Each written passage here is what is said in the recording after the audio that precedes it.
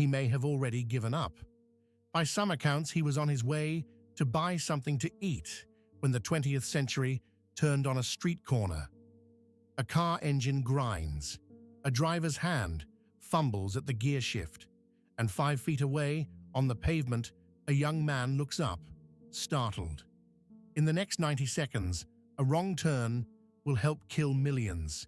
This is the story of how it happened, and how close it came to never happening at all. Zephyr Creek Studios presents The Wrong Turn That Started a War. Rewind. 6 hours earlier. To understand why the whole world tilted on the corner of a delicatessen, you have to start not with politics, but with a love story. Archduke Franz Ferdinand was heir to the throne of Austria-Hungary, one of the great empires of Europe, and he had married for love. Her name was Sophie Chotek, a countess, noble but not noble enough. By the rigid blood rules of the Habsburg court, she was not his equal. Their marriage was what the court called morganatic.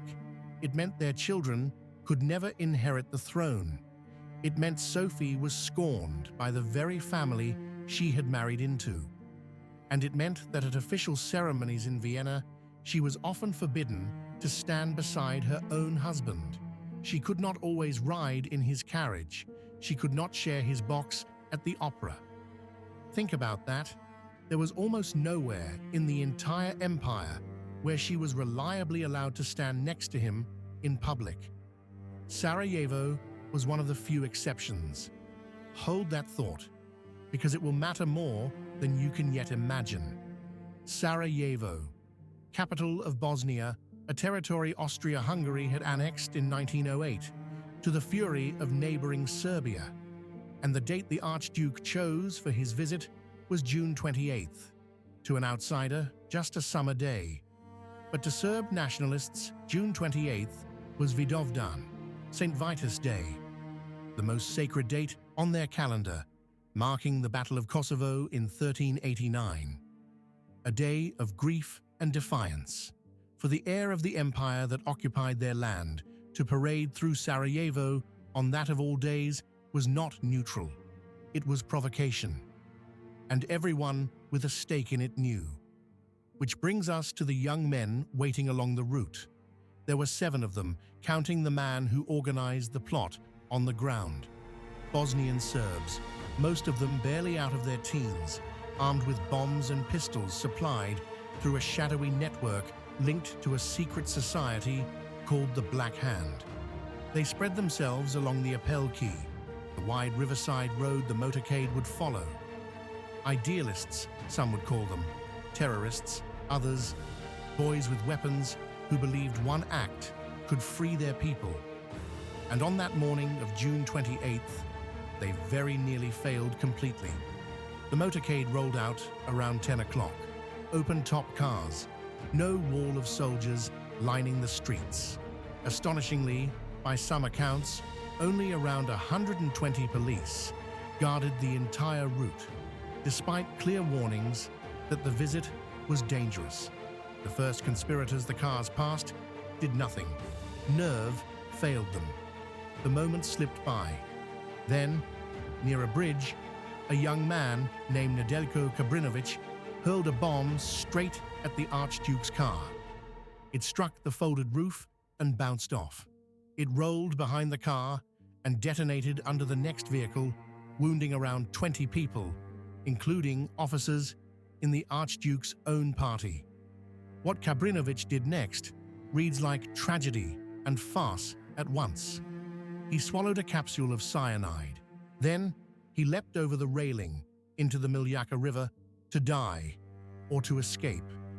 But the cyanide was old and weak. Instead of killing him, it only made him violently ill, and the river, in the dry heat of summer, was just a few inches deep.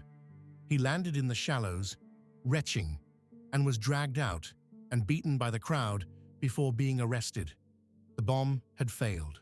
The assassin had failed even to die. And Franz Ferdinand was alive, shaken, and furious. He should have fled the city.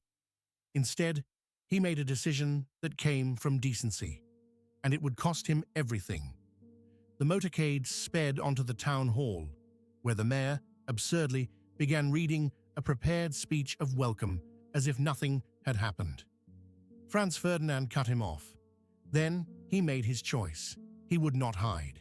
He would go to the hospital to visit the officers wounded by the bomb that had been meant for him.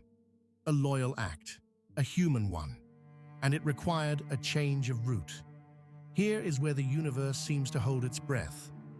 The new plan was simple. Skip the winding drive through the city center.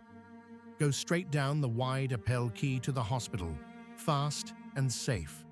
But somewhere in the chaos after the bombing, that instruction never reached the man who mattered most, the driver. His name was Leopold Leuker, and by most accounts, nobody had clearly told him the route had changed. Historians still argue over exactly why. Was it General Oskar Potiorek, the governor riding in the car, who failed to brief him? An aide's oversight? Or simply that, in those frantic minutes, too many officials were shouting too many contradictory directions? We may never know. What we know is this. As the car reached a corner, Leuker did what he had been told that morning to do. He followed the original plan. He turned right, off the safe wide road, onto the narrow Franz Josef Street, the wrong turn. In the back seat, Governor Potiorek realized the mistake at once. He shouted for the driver to stop, to reverse, to get back to the quay, and here the accounts diverge again. Some say the car stalled. Some say Leuker simply struggled to find reverse in a heavy touring car on a cramped street, grinding the gears. Either way, the effect was the same. The Archduke's open car came to a dead halt, directly in front of a small shop, Moritz Schiller's Delicatessen. And now we return to the young man on the pavement. Gavrilo Princip was 19 years old. He had been one of the conspirators, and by some accounts, after the bomb failed, he believed the entire plot was over. The target was gone, racing away under guard. So, as the story is often told, Princip had drifted off the quay and wandered into the side streets, by some accounts, to get something to eat near the delicatessen. In every sense that mattered, it is said, he had given up. And then he looked up. The car was not racing away, it was stopped, right there, barely 5 feet in front of him. The heir to the empire, motionless, close enough to touch. Of all the corners in Sarajevo, the wrong turn had by this telling delivered the target into the lap of the one assassin who had quit. Princip stepped forward. He raised a small pistol, a Fabrique Nationale Model 1910 automatic, and from a distance of about 1.5 meters, he fired twice. The first shot struck Sophie in the abdomen. The second struck Franz Ferdinand in the neck. At first, those in the car did not grasp what had happened. Then Sophie slumped against her husband. And here comes the detail that hollows you out. Sophie, who was so rarely allowed to sit beside him, was riding at his side that day precisely because Sarajevo, a military and provincial occasion, was one of the few places protocol permitted it. The one place she could finally be his equal in public became the place they died together. Witnesses reported the Archduke's desperate words to his wife. According to Count Harrach, who was riding on the car, Franz Ferdinand pleaded, "Sophie, Sophie, don't die. Stay alive for the children." Then, softer, again and again it is said, he murmured, "It is nothing.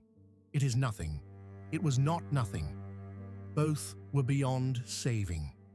They died within minutes, before or shortly after reaching the governor's residence. Princip tried to turn the pistol on himself and tried to swallow poison. Like Kabrinovich before him, his cyanide only made him sick, and the crowd wrestled the gun away before he could fire. He was captured alive. And now the second larger tragedy began, because the death of one couple on a street corner did not have to become a world war. What turned a murder into a catastrophe was the machinery already built around it. Europe in 1914 was a continent of tangled alliances, arms races, and wounded imperial pride, primed like a loaded trap. Austria-Hungary blamed Serbia and issued a crushing ultimatum. Serbia's protector, Russia, began to mobilize. Germany had promised Austria its full backing. France was bound to Russia. Britain was drawn in through Belgium. Within weeks, the alliances collapsed like dominoes, and the great powers marched into a war that would last 4 years and cost the lives of millions. This is the debate historians return to again and again. The assassination did not by itself cause the First World War. It was the spark, not the gunpowder. The gunpowder had been packed in for decades. As for the young man who lit it, Gavrilo Princip was 3 weeks short of his 20th birthday. Under Austro-Hungarian law, he was too young to be executed. So the man whose shots helped ignite a war that killed millions was sentenced to 20 years in prison. He never served them all. He died behind the walls of the Theresienstadt fortress in April 1918 of tuberculosis, wasting away in a cell. He did not live to see the war end just months later. The car survived them all. The blood-stained touring car still exists, preserved in a military history museum in Vienna, silent behind glass. And the corner itself became a battleground of memory. A plaque there was put up, torn down, and rewritten again and again across the 20th century as one regime after another called Princip a hero, a villain, a terrorist, a patriot, depending on who held the city. So much had to go wrong for the world to break. A weak poison, a shallow river, a message that never arrived, a driver's habit, a stall on a narrow street. Remove any one of them, and perhaps the 20th century unfolds differently. That is the haunting part. Not that the war was inevitable, but that its trigger was pulled almost by accident, by a young man who, by some accounts, had already walked away. So here is the question worth sitting with. If a single wrong turn could tip the world into darkness, how many quiet turns, right now, are shaping a future no one can yet see? Thank you for spending this time with us. If this story moved you, stay with us here at Zephyr Creek Studios, where we find the human moments hidden inside the biggest events in history.